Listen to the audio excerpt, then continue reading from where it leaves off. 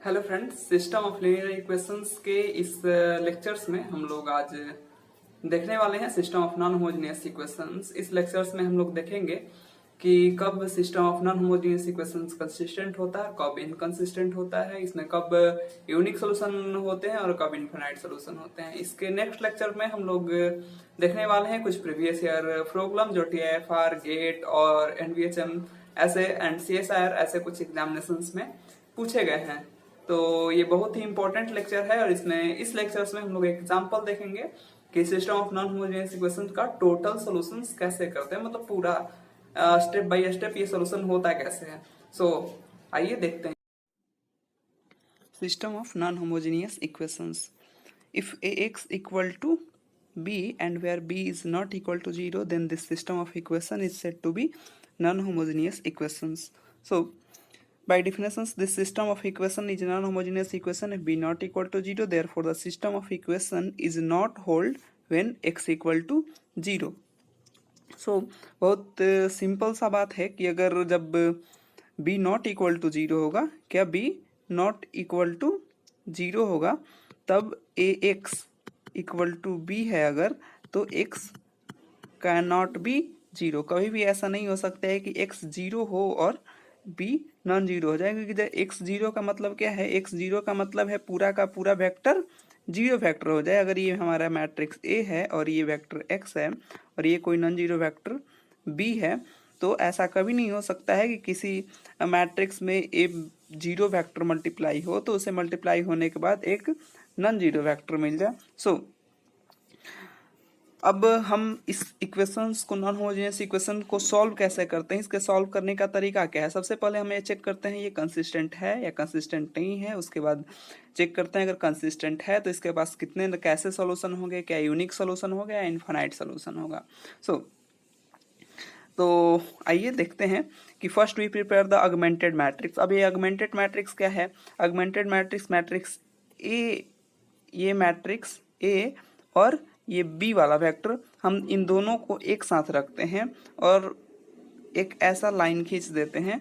तो इस मैट्रिक्स, अब ये जो मैट्रिक्स बना कुल, ये मैट्रिक्स ऑगमेंटेड मैट्रिक्स कहलाता है। अब सिंपल सी बात है कि ए मैट्रिक्स अगर m क्रॉस n का मैट्रिक्स था, मतलब इसके पास m नंबर ऑफ वेरिएबल थे और m नंबर ऑफ इक्वेशन थे और n नंबर ऑफ वेरिएबल थे, और b के पास कितने, तो इसके पास ऐसा एक m क्रॉस 1 का वेक्टर होगा। अब ये टोटल मैट्रिक्स मिला कितना, कैसा मैट्रिक्स बन जाएगा, वो मैट्रिक्स बन जाएगा m क्रॉस n प्लस 1 का मैट्रिक्स बन जाएगा। ठीक है, तो इस मैट्रिक्स हम लोग क्या कहते हैं, ऑगमेंटेड मैट्रिक्स। क्या, augmented matrix. Then we apply the number of row transformation to get the sum system of equation is this augmented matrix AB। अब हम ये जो मैट्रिक्स बना, इसमें हम number of row transformation apply करते हैं और उसके बाद जो मैट्रिक्स बनता है उसमें हम अब चेक करते हैं ये कंसिस्टेंट है या नहीं है। अब कंसिस्टेंट और इनकंसिस्टेंट कैसे चेक करते हैं, यहाँ b नॉट इक्वल टू जी, यहाँ नॉट इक्वल टू 0 का मतलब है वेक्टर b 0 नहीं हो सकता है। कंसिस्टेंट और इनकंसिस्टेंट, जब रैंक ऑफ ए बी मतलब ये टोटल ये वाला जो मैट्रिक्स बना m क्रॉस n क्रॉस 1 का, इस मैट्रिक्स का rank of this matrix A। अब यहाँ से B को हटा देंगे, ठीक है। Then rank of A B equal to, अगर रैंक ऑफ A हो जाए, ठीक है, तब ये जो सिस्टम है, system of non homogeneous equation is a consistent, otherwise inconsistent. Otherwise मतलब rank of A B not equal to rank of A, then this is a inconsistent. And rank of A B equal to rank of A, then this is a consistent। अब आगे बढ़ते हैं कि हमने बात की थी कि कंसिस्टेंट जब हो गया तो इसमें दो केस बनता है। एक केस इसके पास यूनिक सॉल्यूशन होगा, दूसरा केस इसके पास इनफाइनाइट सॉल्यूशन होगा। सबसे पहले अगर हमने चेक कर लिया कि rank of A B equal to rank of A equal to R, हमने सपोज कर दिया कि वो रैंक आर है, ठीक है। तो अगर रैंक ऑफ ए बी या रैंक ऑफ ए, इस केस में तो अब दोनों बराबर है। अगर rank of A number of variable के बराबर हो जाए, ठीक है, and determinant of A not equal to 0, rank of A किसके बराबर हो जाए, नंबर ऑफ वेरिएबल के बराबर हो जाए तो अपने आप ये बात सही हो जाता है कि determinant of A not equal to 0, then it has unique solution. Otherwise rank of A क्या होगा, नंबर ऑफ वेरिएबल से कम होगा, इससे ज़्यादा तो हो नहीं सकता है, तो इसके पास इन्फिनाइट सोल्यूशन हो जाएगा। तो ये दो केस हुए, कब, जब कंसिस्टेंट सिस्टम बना तब। ऐसे ये एग्जांपल हम लोगों ने 10th में कैसे सॉल्व करते हैं तो पढ़ा ही है कि A1/A2 B1/B2 C1/C2 तो क्या होता है, तो वो सारा कुछ आप जानते हैं। हम आगे चलते हैं अब इससे। अब system of non homogeneous equations को सॉल्व कैसे करते हैं, ये तो बात हो गई टेक्निकली कि ये कब कंसिस्टेंट होगा, कब इसका सॉल्यूशन मिलेगा। अगर सब कुछ हो रहा है इसके पास, यानी कंसिस्टेंट भी है, हमने पता कर लिया कि यहाँ पे इसके मान लिया कि इनफाइनाइट सॉल्यूशन मिल रहा है, तो ये सॉल्व कैसे होगा, क्योंकि यहाँ तो बी है जो नॉन जीरो वेक्टर है, तो हम यहाँ पे बहुत कुछ नहीं कर सकते हैं। सो इसका जो प्रोसेस है सॉल्व करने का वो ये है कि in this case of the non homogeneous equation we find one initial solution. ठीक है, हमें सबसे पहले एक इनिशियल सॉल्यूशन फाइंड करना होता है उस नॉन होमोजेनियस इक्वेशन का। इनिशियल सॉल्यूशन मतलब आपको खुद से एक ट्रायल सॉल्यूशन वो लेना होता है कि कुछ आपने ए बी सी कुछ सॉल्यूशन ले लिया इनिशियल सॉल्यूशन। अब इस सॉल्यूशन, अगर ये आपका सॉल्यूशन जस्टिफाई कर रहा है तीनों इक्वेशन, जितने भी नंबर ऑफ इक्वेशन, अगर हम 3 इक्वेशन पे बात करें तो 3 इक्वेशन, ठीक है, अगर ये इसको जस्टिफाई कर रहा है तो हम क्या करते हैं, अब इस सॉल्यूशन इनिशियल सॉल्यूशन के हेल्प से, by using this initial solution, इस नॉन होमोजेनियस इक्वेशन को हम होमोजेनियस इक्वेशन में कन्वर्ट कर लेते हैं। और जब हम होमोजेनियस इक्वेशन में कन्वर्ट कर लेते हैं तो उसके बाद हम पिछले लेक्चर से जानते हैं कि होमोजेनियस इक्वेशन का सॉल्यूशन कैसे करते हैं। सो अब इजिली हम सॉल्यूशन कर लेंगे। Then total number of solution क्या हो जाएगा, total number of solution is this initial solution plus solution of homogeneous equation जो इनिशियल सॉल्यूशन के हेल्प से आया है। हम अभी एक एग्जाम्पल लेने वाले हैं, उसमें देखेंगे। सो अब number of linearly independent solution की बात करें तो एक ये लीनियरली इंडिपेंडेंट सॉल्यूशन, ये एक तो पहले से आ गया ए बी सी जो इनिशियल सॉल्यूशन हम लोग लिए थे। अब बाकी होमोजेनियस में नंबर ऑफ सॉल्यूशन जो होता है n-r होता है, ऐसा हमने पिछले लेक्चर्स में भी पढ़ा था। सो अब एक एग्जांपल लेते हैं कि x + y + z = 0, 2x - 3y + 4z = 3 and 3x + 3x - 2y + 5z = 6। सबसे पहले हमें इसे क्या करना है, सबसे पहले हमें चेक करना है दिस सिस्टम इज कंसिस्टेंट और नॉट कंसिस्टेंट या इनकंसिस्टेंट। सो इसके लिए हमें ऑगमेंटेड मैट्रिक्स बनाना होगा। तो आइए हम ऑगमेंटेड मैट्रिक्स फॉर्म करते हैं। जब हमने ऑगमेंटेड मैट्रिक्स बनाया तो क्या बनाया, हमने क्या बोला था, इन सारे के कोफिशिएंट और ये बी वाला वेक्टर दोनों एक साथ रखेंगे। ठीक है, तो रखें इसे 1 1 1। ये देखिए ये सारा पूरा ऑगमेंटेड मैट्रिक्स बन गया आपका।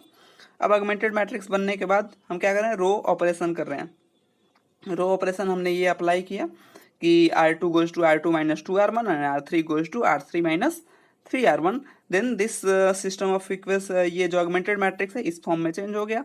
अब ये चेंज होने के बाद हमने एक और ऑपरेशन फाइंड किया कि 1 1, ये क्या है R3 में, क्योंकि ये दोनों अब रो सेम हो गए हैं तो हम ये ऑपरेशन कर सकते हैं। जब हमने ऑपरेशन अप्लाई किया तो R3 goes to R3 - R2। Then अब हम चेक करते हैं कि रैंक ऑफ ए क्या है और rank of A B. Rank of A check करने के लिए सबसे पहले हम इसे हटा लेते हैं कि ये नहीं है मेरे पास, दिस इज रैंक ऑफ ए। ये वाला मैट्रिक्स क्या मैट्रिक्स है, दिस ए मैट्रिक्स है। तो रैंक ऑफ ए क्या हो गया यहाँ से, रैंक ऑफ ए क्या है, देखिए दो ही रो नॉन जीरो आए हैं ना, तो this is rank of A is 2। अब रैंक ऑफ ए बी की बात करते हैं तो रैंक ऑफ ए बी में भी दो ही रो ऐसे हैं जो नॉन जीरो रो हैं। Then rank of A B is also 2, then the rank of A equal to rank of AB equal to 2, but this is less than the number of variable। इसके पास कुल कितने number of variable थे, 3 number of variable थे, तो ये क्या है, less than number of variable है। देन बाय दिस कंडीशन कि rank of AB equal to rank of A तो हो रहा है, लेकिन रैंक ऑफ A या रैंक ऑफ AB जो है वो नंबर ऑफ वेरिएबल से कम है। सो इसके पास इनफाइनाइट सोल्यूशन होंगे।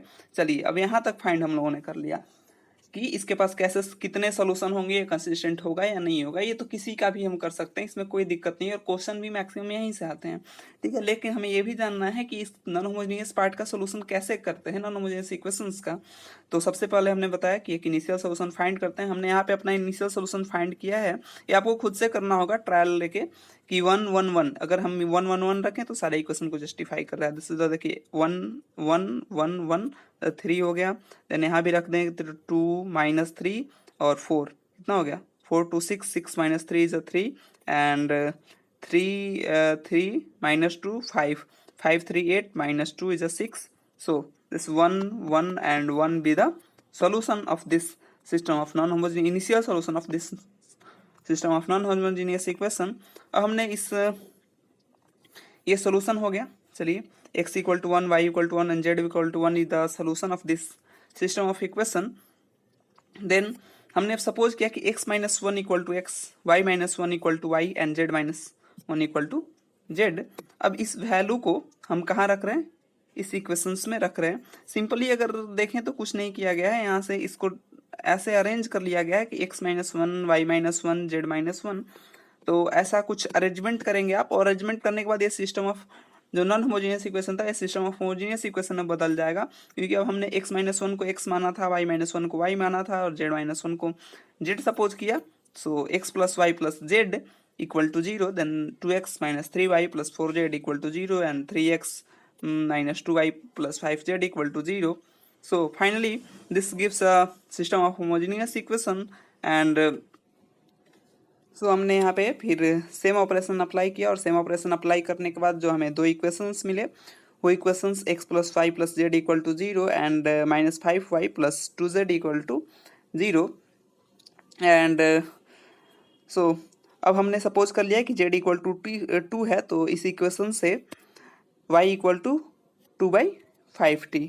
ठीक है, अब इस y और z के दोनों वैल्यू को हम कहाँ पुट करते हैं, इस y और z के दोनों वैल्यू को हम पुट करते हैं दिस इक्वेशन फर्स्ट में, then x plus Y plus Z. So x equal to minus 7/5t, x equal to क्या आ गया हमारे पास माइनस 7/5t, और x y z का वैल्यू अगर हम यहाँ रखें तो क्या आ जाएगा मेरे पास minus 7/5t, 2/5t and t। But this is not the solution of non homogeneous equation, या फिर ये फाइनल सोल्यूशन नहीं है। तो हम अभी हमने क्या सपोज किया था पीछे, x equal to x minus 1, y equal to y minus 1 and z equal to z minus 1। So अब हमने इसे पुट किया यहाँ पे, तो x y z equal to x y z minus 1 1 1 and this be the minus 7/5t, 2/5t and t।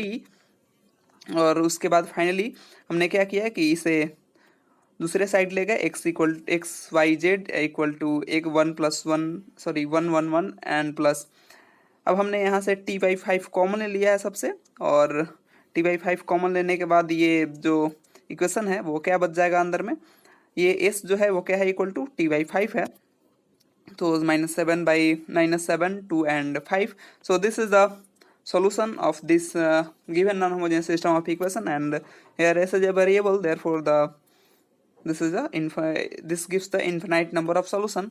So thanks for watching this video. I hope this video is helpful for you.